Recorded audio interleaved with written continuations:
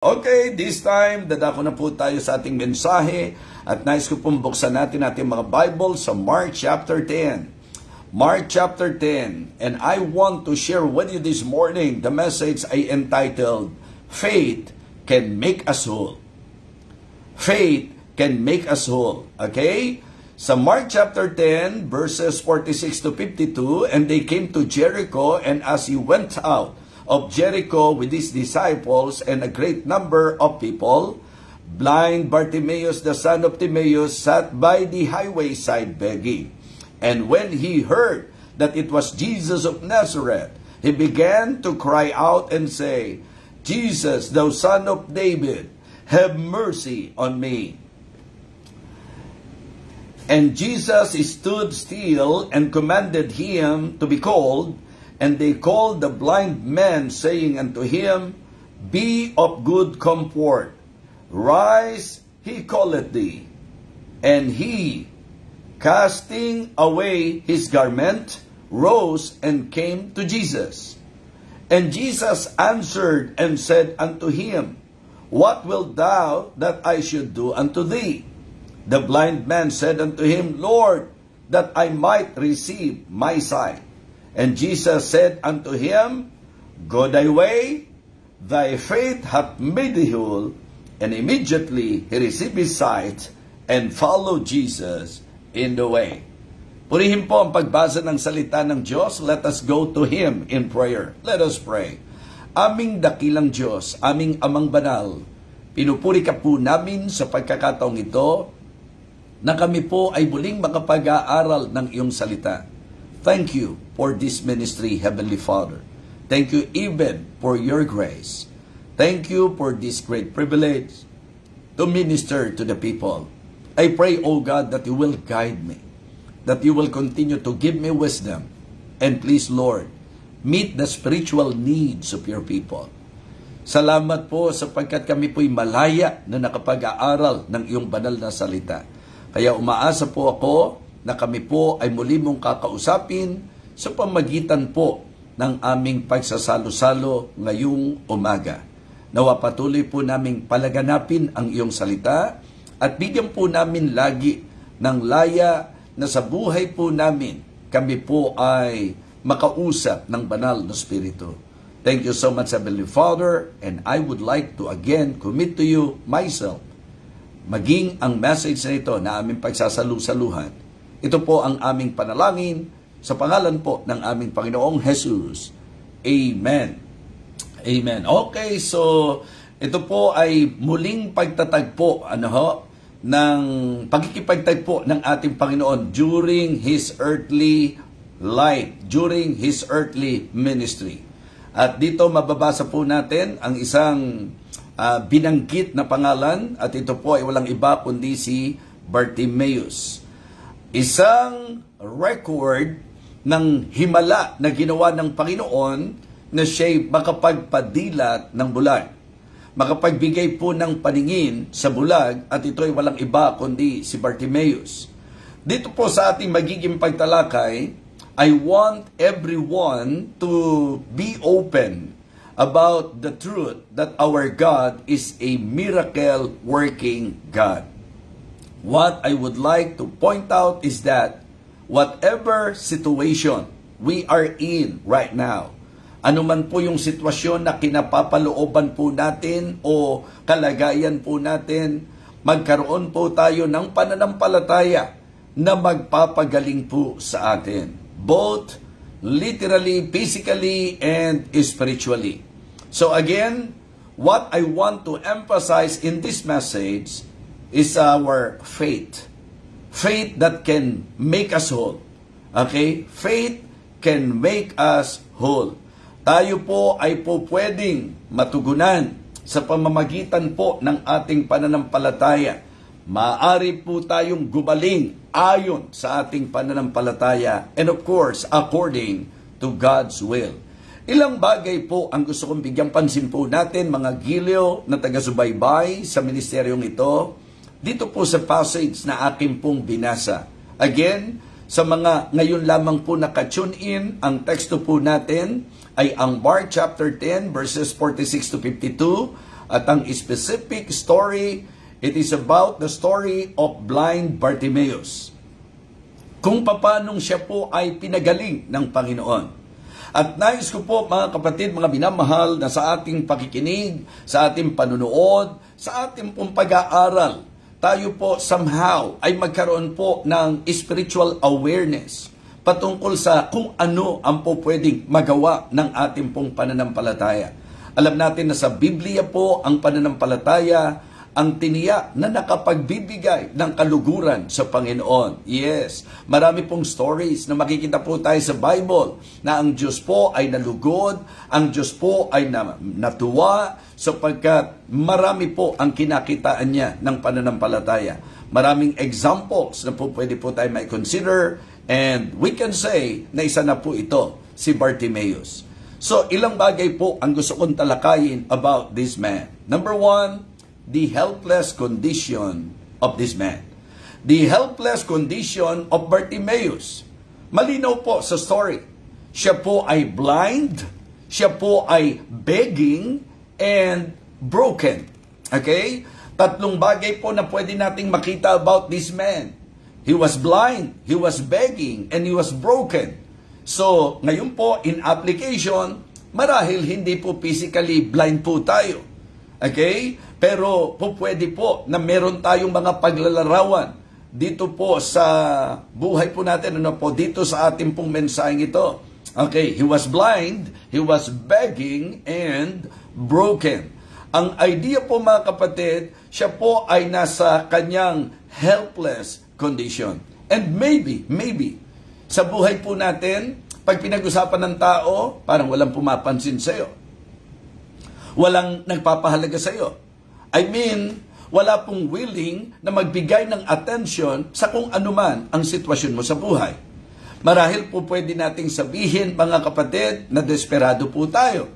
Sapagkat tayo nga po ay merong pinagdadaanan, tayo po ay merong hindi ordinaryong kalagayan, tayo po ay may mabigat na sitwasyon sa buhay. Sa ganyan ko po gustong ilarawan ninyo ang ating pong tinatalakay ngayon about Bartimaeus. The helpless condition of Bartimaeus.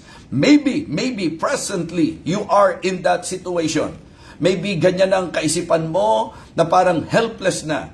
Problema man yan, karamdaman man yan, pinagdadaanan man yan, battle man yan, anumang sitwasyon po na para sa iyo, ang tingin mo helpless. Ang kalagayan mo, helpless. Walang basta makatutulong sa iyo. Mahirap solusyonan ang problema mo. Parang hindi nagagaling ang sakit mo. Ano man po yan, gusto kong sabihin sa inyo na sa usaping pananampalataya, yan po ay po pwedeng masolusyonan. Okay? So, ang una po na binigyang pansin po natin, ayon po dito sa talata, mga kapatid, mga minamahal, pansinin po natin, verse number 46. Ano ho? Mark chapter 10, verse 46. And they came to Jericho, and as he went out of Jericho with his disciples and a great number of people, blind Bartimaeus, the son of Timaeus, sat by the highway side begging. Okay? And when he heard that it was Jesus of Nazareth, he began to cry out and say, Jesus, thou son of David, have mercy on me. So imagine, siya po ay nasa highway. Ano po? Ang sabi, nasa highway side begging. Meaning, daan-daanan siya ng mga tao. Kung tutusin, marami ang nakakakita sa kanya. At yun po yung isang mahirap na sitwasyon. Marami ang nakakakita pero walang pumapansin.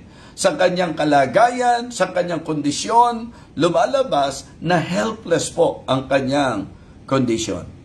Mga kapatid, mga minamahal, ang akin pong appeal sa inyo ngayon, kung ganito ang sitwasyon mo, pakinggan mo ang mensaheng ito na magpapalakas sa iyo. Pakinggan mo ang mensaheng ito na magpapaalala sa iyo ng napakahalagang paalala. Okay? So again, ang unang puntos natin, the helpless condition of Bartimaeus. He was blind, he was begging, and he was broken. So, anuman po ang dating nito sa iyo, I believe, magiging lakas mo ang mensaheng ito. So bigyan muna po natin ng pansin sa ikalawang puntos ng mensaheng ito, the humble cry of Bartimaeus. The humble cry of Bartimaeus. Dahil siya po ay nasa ganung kalagayan, parang wala na pong pag-asa, kung tutusin, helpless, hopeless, sapagkat disregarded po siya, wala pong pumapansin sa kanya. Pero makikita nyo po na ang storya sa reality of life, maaring helpless ang kondisyon mo, pero ibang usapan pag pumasok na po ang Panginoong Jesus sa storya. And here we can see na ito pong bulag na ito pong si Bartimaeus, when he saw Christ, he cried aloud. Siya po ay nanangi, siya po ay tumawag. At ang sabi po, have mercy, thou son of David. Jesus, thou son of David, have mercy on me. So ilang bagay po ang magandang mapansin po natin patungkol sa naging daing at panawagan po nitong si Bartimaeus. At ito ay po pwedeng makatulong po sa bawat isa na kung tayo man po ay nasa sitwasyon na tayo po ay bulag, na tayo po ay talagang nasasabihin natin nasa nakakaawang kalagayan, okay, tayo man po ay broken, mga kapatid, gusto kong makita nyo na ang solusyon ay ang pagtawag. Ito po ay ang ating pagtawag sa Diyos. Yes, anuman ang kalagayan mo, anuman ang sitwasyon natin, mga kapatid, we can cry to the Lord. Amen? Pwede po tayong tumawag sa Kanya. We can call on Him, we can cry on Him, and we can count Him. Ibig sabihin po, mga kapatid, we can come to Him anytime at talagang pwede mo siyang panghawakan. So I want to give, sabihin natin some points about the cry, the humble cry of Bartimaeus. Para sa akin po, ito po ay recognizing cry. Ito po yung masasabi nating daing, o ito po yung tawag na mayroon pong pagkilala. Kasi very specific Ang sabi po niya, Jesus, thou son of David. Ang ating pong panalangin ay isa sa paraan ng pagpapakita po ng pagkilala. Pagka nagpe-pray po tayo, dapat po ang dating nito, kinikilala po natin, yung tinatawagan po natin. Kumbaga sa idea po, sa usaping pananampalataya, make sure na kapag lumapit ka sa Diyos, kikilalanin mo na siya talaga'y Diyos. Remember that? In Hebrews chapter 11, verse number 6, Hebrews chapter 11, verse number 6, ang sabi po, for without faith, it is impossible to please God. For he that cometh to Him must believe that He is, and that He is the rewarder of them that diligently seek Him. Ang nakakalungkot na katotohanan po, mga kapatid, many, according to them, they are praying. Many are praying, but the problem is, parang walang recognition. It seems that in our prayer, we are not recognizing the Lord.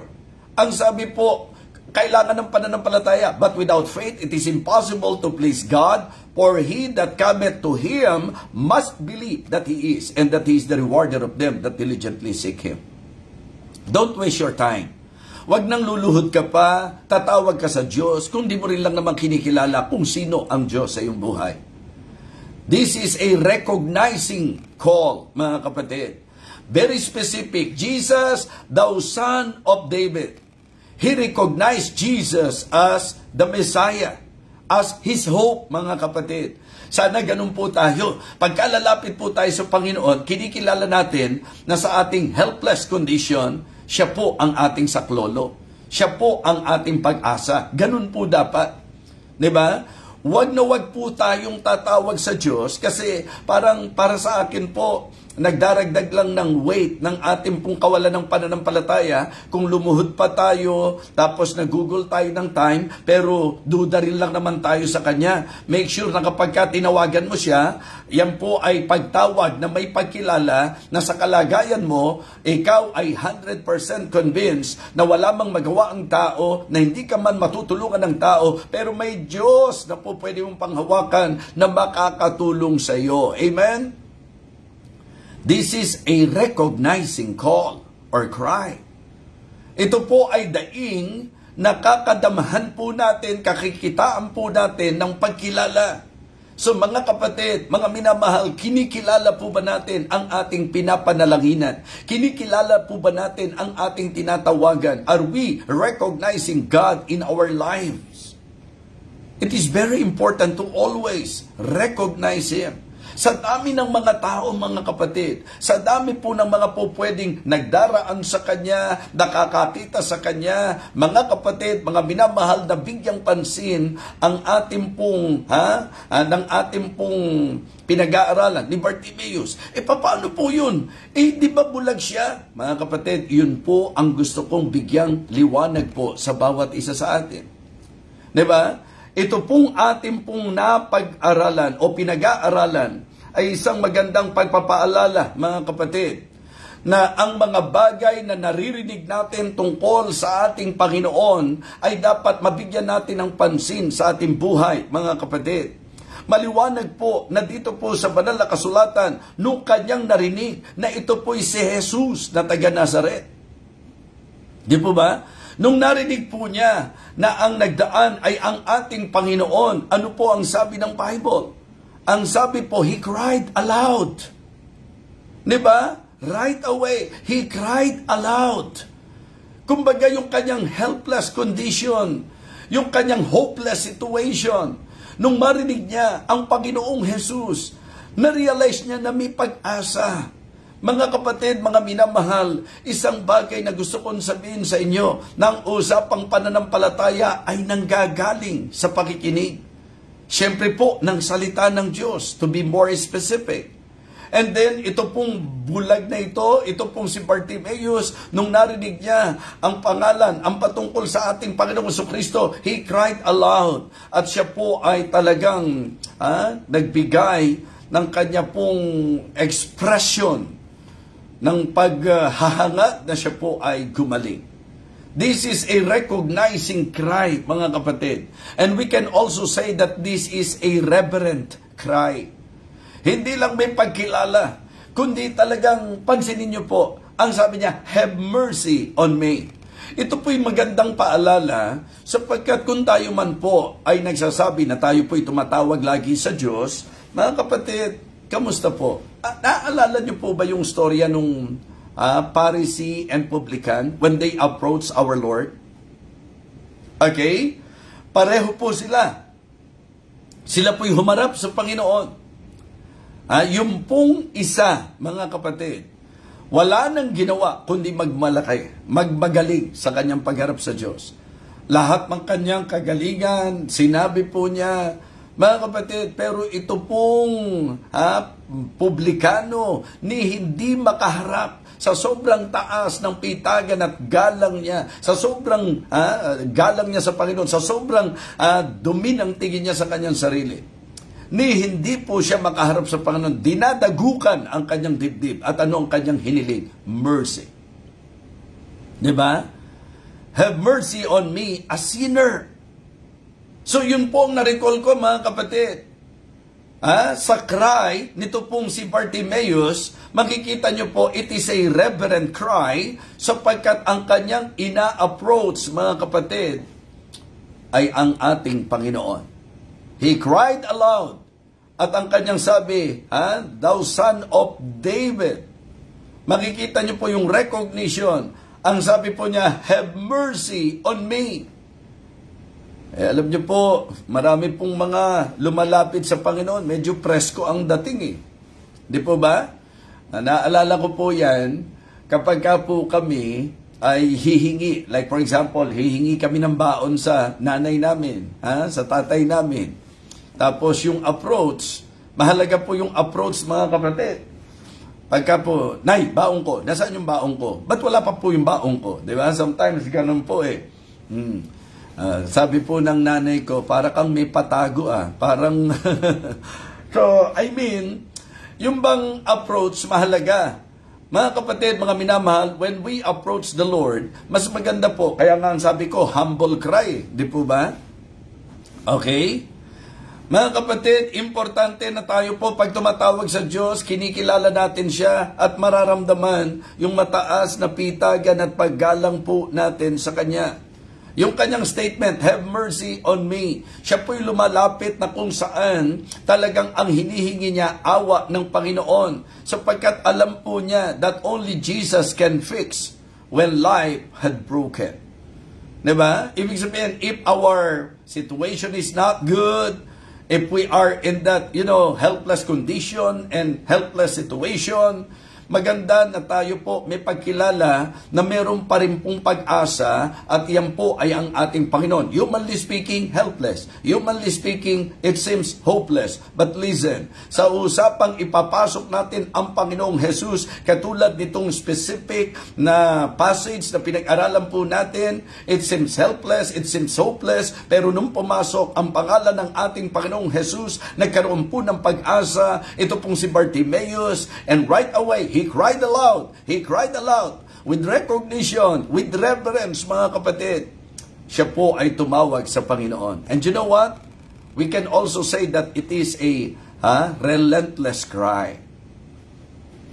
Talagang walang humpay. Nung malaman niya na nandoon ang Panginoong Jesus, in using my imagination, talagang hindi na niya po talaga tinantanan. Talagang pinaramdam niya kung gaano siya ka-eager na humingi ng tulong. Kapag ka nagpe-pray tayo, mga kapatid, if we believe, if we are 100% convinced that what we are praying is God's will, at yan po ang talagang desire ng puso mo, walang masama na ating pong patuloy na hilingin po sa Panginoon yan, na tayo po ay magpadama sa Diyos ng ating lubos na pagtitiwala. Make God feel na ang pananampalataya po natin matibay, na kahit na po sa usapang tao wala na tayong pag-asa, kahit na po sa karamdaman taglay natin ang sabi ng doktor, mukhang mahirapan ka ng gumaling, iparamdam po natin at walang humpay na tawagan po natin ang Panginoon at ating pong ipadama sa Diyos ang ating lubos na pananalig, ang ating lubos na pananampalataya, at tayo po mga kapatid ay po pwedeng magpakita ng tunay na pananampalataya na yan, na hanggat hindi po sinasagot ng Diyos, hindi po tayo titigil. Mga kapatid, ang gandang pattern, diba? Ang ganda pong masasabi nating parisan, na kapag tayo nagpe-pray at kumbinsido naman tayo, nakalooban naman ng Diyos, walang evil sa inihingi natin, gusto nating ipadama talaga sa Diyos ang nasa puso natin, gusto nating gumaling, gusto natin na tayo po ay pagalingin ng Panginoon. Sa doktor, tila wala ng pag-asa, sa mga gamot, tila wala ng pag-asa, pero ang miracle working God, pananampalataya po ang katapat, mga kapatid, at ang katibayan ng pananampalataya natin, hindi po tayo titigil na manalangin hanggang sa tugunin ng Diyos ang ating pong mga kahilingan. Kaya kung ikaw ay broken, kung ikaw ay nasa sitwasyon na talagang ang pakiramdam mo, mahirap nang ibalik ang pira-piraso, di ba?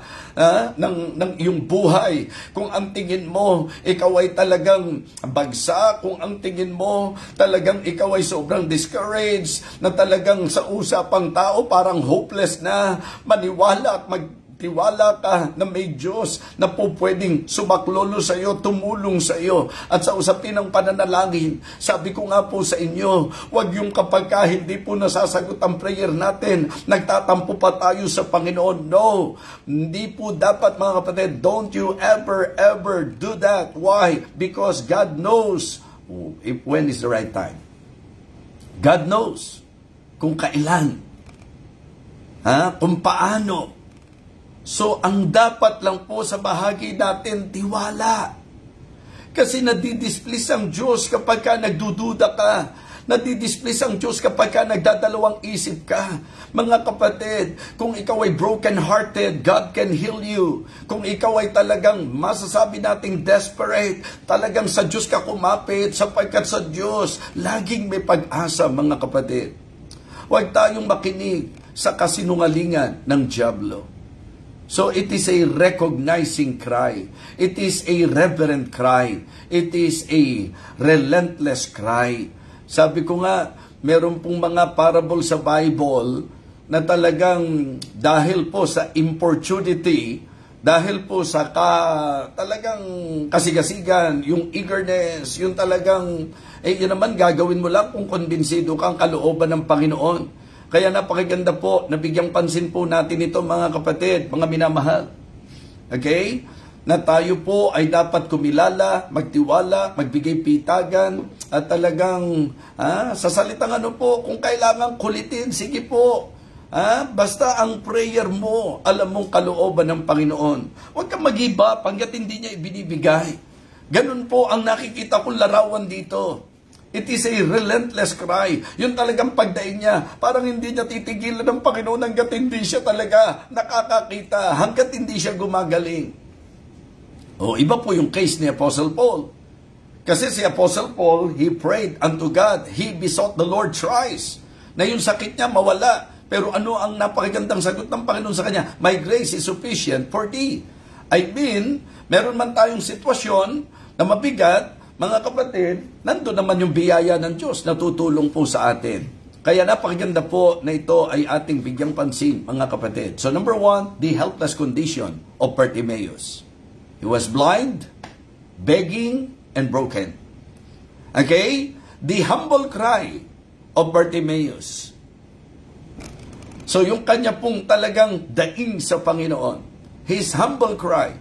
It is a recognizing cry, reverent cry, and relentless cry. And then thirdly, what I want you to learn from this story is the heartfelt cure of Bartimaeus. Yung mararamdaman nyo pong naging kagalingan, yung pagpapagaling, di ba? Yung kagalingan po ni Bartimaeus. Mga kapatid, mga kaibigan, sa lahat ng nakasubaybay at nakikinig ngayon, uulitin ko po at liliwanagin ko po. Sa usapang mabigat na sitwasyon, maaari po na po pwedeng sa usapang tao, helpless na, hopeless na. Pero again, pagka pinasok po natin ang Panginoon sa storya, ibang storya na po yan mga kapatid. Kaya ang gusto kong bigyang pansin natin, number 1, dito po sa heartfelt cure is the heart of the Savior. The heart of the Savior. Mga kapatid, mga minamahal, alam natin ang tawag sa Kanya, compassionate Savior. Caring Savior. Ang isang matamis na bahagi ng storyang ito, yung bang buhay na walang willing magbigay ng atensyon, walang pumapansin sa iyo, tapos sa isang iglap, mga kapatid, 'di ba? Makakaramdam ka na meron palang papansin sa iyo, meron palang nagpapahalaga sa iyo, meron palang nagmamalasakit sa iyo. And that is very consistent in the Word of God. Hindi ba? Maliwanag po eh. Ang sabi po natin, pagka pagod na tayo, nakatutuwa na ating pong maalaman na may imbitasyon ng Panginoon sa lahat ng mga gulong-gulo ang isip, sa lahat ng ang sitwasyon mabigat, sa lahat ng mga sitwasyon na kung saan pagod na. Ang sabi ng Matthew 11, verse number 28, come unto me, all ye that labor and are heavy laden, and I will give you rest. Take my yoke upon you and learn of me, for I am meek and lowly in heart, and you shall find rest unto your souls. For my yoke is easy and my burden is light. Wow, what an invitation. If you are already tired, sometimes yun po tayo. Para bang ang pakiramdam natin sa mabigat na drama ng buhay, parang ayaw naman akong tantanan ng problema. Parang lagit-lagi na lang. Meron akong mga alalahanin, meron akong pagod na ako. Ganito na lang malagi. Mga kapatid, kung pagod ka na, kung talagang gulong-gulo na isip mo, panahon na para ikaw ay magpakababa, lumapit ka na sa makapagbibigay lunas sa kalagayan mo, makapagbibigay solusyon sa problema mo, makapagbibigay ng kagaangan sa iyo. Ang sabi niya, come unto me. At maliwanag po ang sabi niya, all ye that labor and are heavy laden. Diba?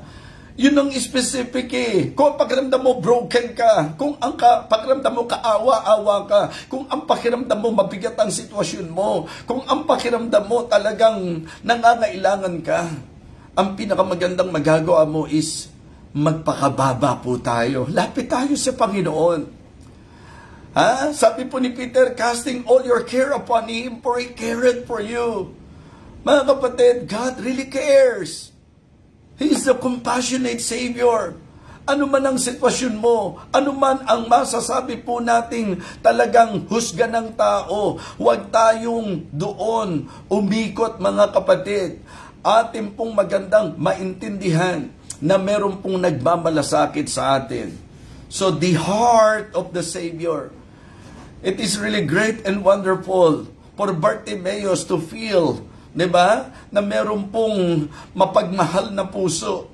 Meron pong puso na talagang may pintig at tibok para sa atin. Napagandang maalaman po ninyo yan. Huwag po ninyong basta kabisaduhin lang yung verse. Namnamin po natin yung verse. Ang sabi ni Peter, casting all your care upon Him, for He careth for you. Alisin mo sa isip mo, yung pundaya ng dyablo, ganyan ka na lang, wala nang mangyayari sa buhay mo. Anong Diyos, Diyos? To the point na sinasabi ng dyablo sa iyo, walang Diyos. Kasi kung may Diyos, ba't niya pababayaan na nandiyan ka sa ganyang kalagayan? Bakit niya pababayaan yung sitwasyon mo? Bakit tila pinabayaan ka kung meron talagang Diyos? Kasi nungalingan ng dyablo yan. I want all of you to realize that, na kung marami po ang hindi nagbibigay pansin sa iyo, ang Panginoon ay may puso para sa ating lahat. Amen? The heart of the Savior. Marahil ang tao po, busy po sila. To the point na i-disregard nila talaga kahit ang mga nangangailangan. Pero ang Diyos never na i-disregard po tayo. Amen? Yes. He is always there, hearing every prayer, faithful and true, walking by your side. In His love we hide all the way through. When you get discouraged, just remember what to do. Reach out to Jesus. He's reaching out to you. Amen? Yes. Nandyan lang siya. Are you weary? Are you heavy-hearted? Pagod ka? Ang bigat ng puso mo? Tell it to Jesus. Come to Him. Like Bartimaeus, he cried aloud, have mercy on me. Mga kapatid, and mararanasan po natin the heart of the Savior. Of course, it is also good na makita natin sa heartfelt, di ba? Masasabi natin cure sa talagang mararamdaman natin sa nangyari po kay Bartimaeus, the heart of the Savior, the help of the Savior. The help of the Savior. Mga kapatid, kapag tayo po may mga matitinding bagay sa buhay na kailangan natin ng saklolo, meron tayong Diyos ng laging saklolo. Meron tayong Panginoon ng laging saklolo. We can cry for help. Diba? Ang sabi po, I will lift up mine eyes unto the hills, from whence cometh my help? My help cometh from the Lord, which made heaven and earth. Importante po sa akin na alam ko yan, na meron pong saklolo, meron pong tulong mula sa Panginoon. And then the healing of the Savior. The heart of the Savior, the help of the Savior, and the healing of the Savior. Well, please understand that I need to tell you this.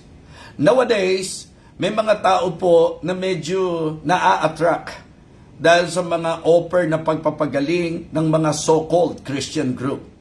Na hanggang ngayon, iyon po ang kanilang pang-attract sa tao. Mga kapatid, nung panahon ng ating Panginoon, maging ng mga apostol, ang isa sa pamamaraan para magpakahayag ang Diyos sa kanila at mapatunayan na Diyos ang nagsugo sa kanila. Nagbigay ang Panginoon ng mga temporal sign gifts at isa po dyan ay ang pagpapagaling, ang kakayahang magpagaling. Kasama po yan sa line-up ng temporal sign gifts na binanggit po sa banal na kasulatan. Ang ibig niyo pong sabihin, wala na pong healing ngayon? Kung ang pag-uusapan po yung healing na manginginig yung mga nagsasabing gagaling-gagaling, wala na po yan. Directly, I believe God can heal us. Okay? Kasi po kung ikukumpara nyo, malaki po ang difference. I still believe in healing. Hindi po sa divine healer. Okay? Divine healing. I still believe that. Please don't get me wrong.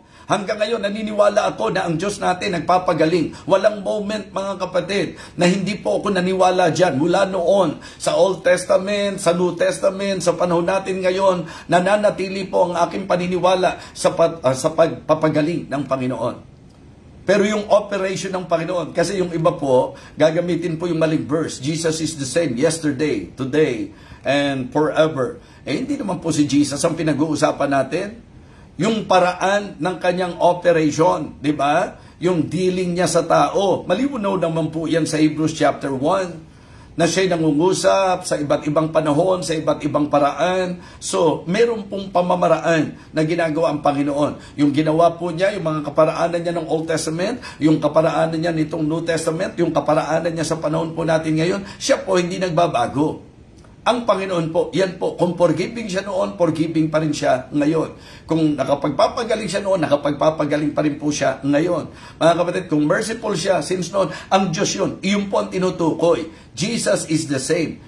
Ang ating pong pinag-uusapan, yung pamamaraan na ginagawa ng tao ngayon. Kasi sa bawat panahon, mga kapatid, noon, kailangan magbigay ang Panginoon ng mga temporal sign gifts to prove na sila talaga ay sugo ng Panginoon, and by that, magkaroon sila ng tiwala at kumilala sa Panginoon. Ngayon po, malinaw na, faith cometh by hearing, and hearing by the word of God. But again, I still believe in healing. Hanggang ngayon, naniniwala ako, and in fact, hindi lang po ang kabulagan sa physical na paningin ang kaya po ng Panginoon na pagalingin, hindi lamang po yung physical nating karamdaman ang kaya niyang pagalingin, kundi ang lahat ng aspeto sa buhay ng isang tao kaya pong pagalingin ng Panginoon.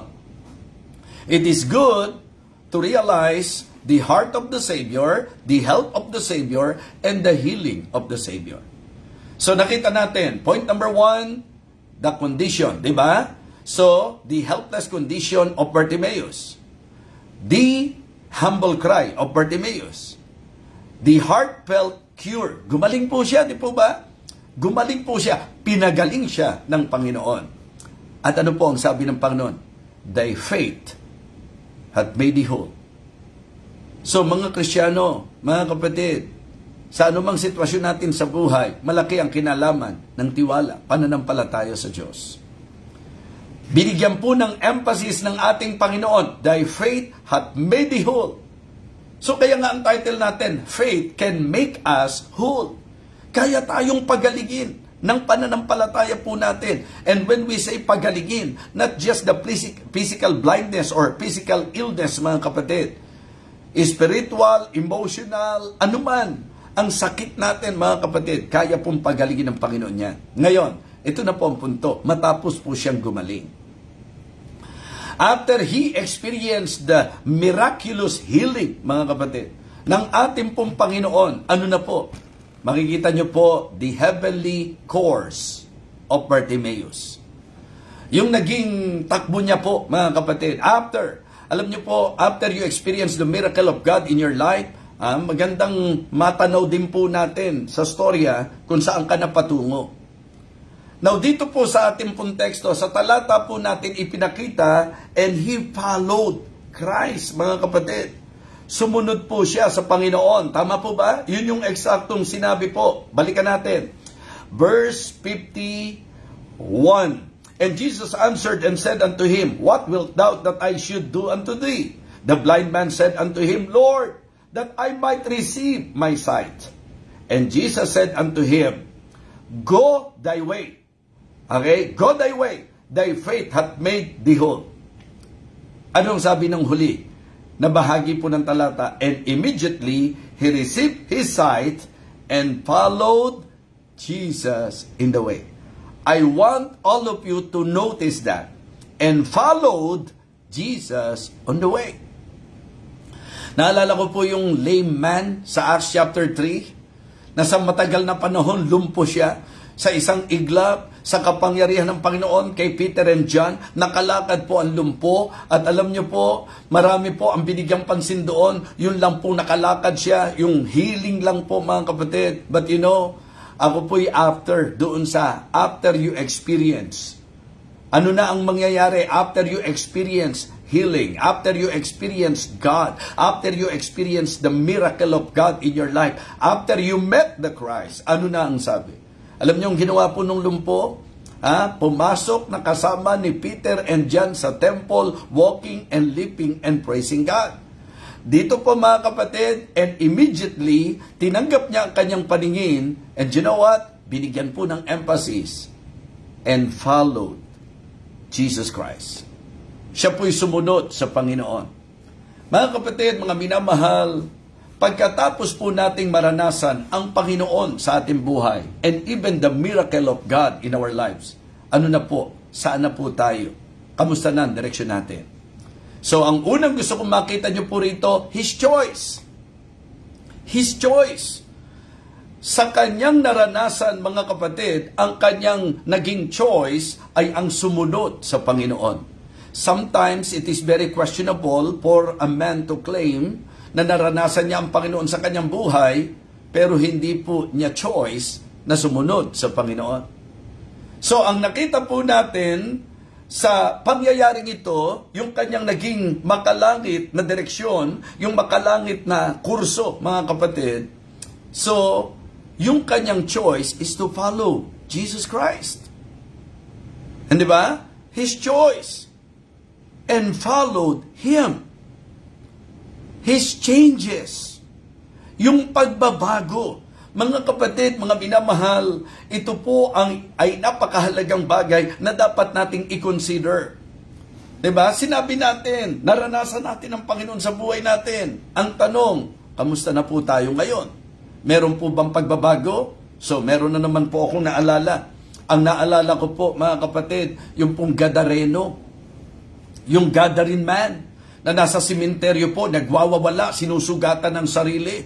Nakikita ng mga tao kung gaano siya ka-wild, mga kapatid. Pero ano po ang nangyari? Ito po yung pinasok po ng masamang espiritu. At matindi po, legion po ang pumasok sa kanya. Sapagkat marami, pulutong ng mga, masasabi nating evil spirits. And then, nagkatagpo sila ng Panginoon.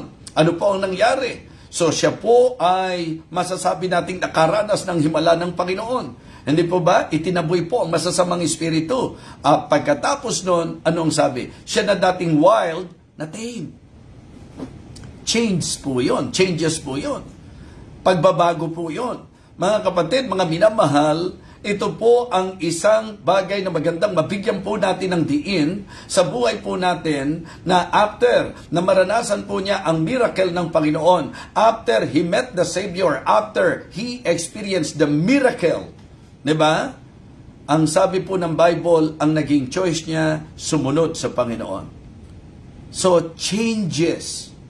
Ito po ang bagay na dapat natin pong mabigyang pansin sa buhay natin. Sinasabi natin, naranasan natin ang Panginoon sa buhay natin. Napapatunayan po ba yan ng ating choice? Napapatunayan po ba yan ng naging pagbabago sa buhay natin? And then, His commitment. His choice, His changes, His commitment.